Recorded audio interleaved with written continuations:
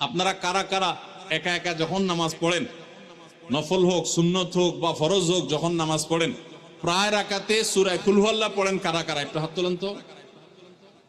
আচ্ছা, হাত নামান। খুশি হয়ে হাত তুলছেন, মনে করছেন প্রশংসা পাবেন। প্রশংসা না, বরং একটা বদনাম পাওয়ার ভয় আছে। হাতটা তোলাইছি আমি, আপনারা মনে করছেন সবসময় হাত তুললেই শুধু জিতা যায়।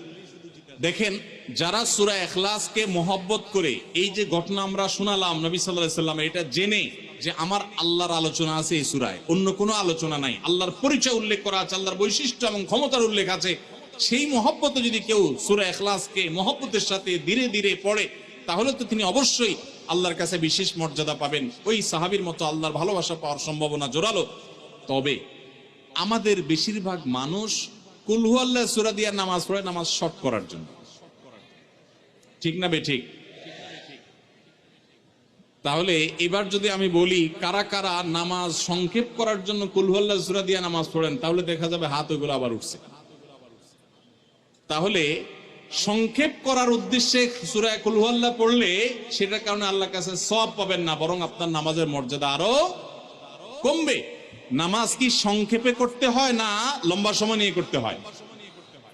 আমরা খাওয়াটা খুব ধীরে সুস্থে খাই, ঘুমটা খুব ঠান্ডা মাথায় যায়, কাজ কাম খুব ঠান্ডা মাথায় করি, শ্বশুরবাড়ি গেলে খুব আস্তে ধীরে যাই, সব কাজগুলো আমরা ধীরে সুস্থে করা পছন্দ করি।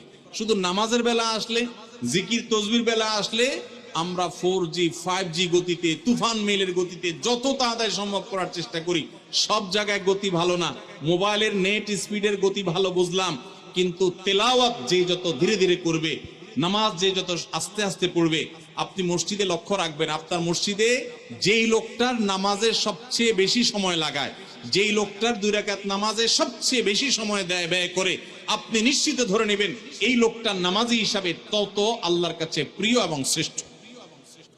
কুল হুয়াল্লাহু আহাদের অর্থ হলো বলুন। কুল মানে বলুন।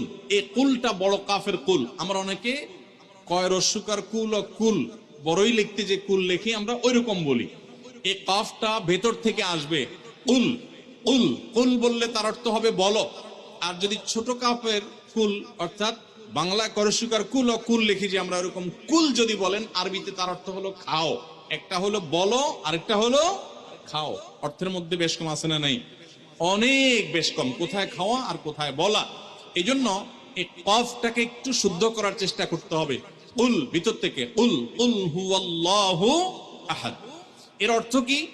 কুল মানে বলুন। আল্লাহ তাআলা তার রাসূলকে বলছেন, হে রাসূল, আপনার ভেতরে যে বিশ্বাস আছে তাওহীদের প্রতি, সেই বিশ্বাসকে প্রকাশ করে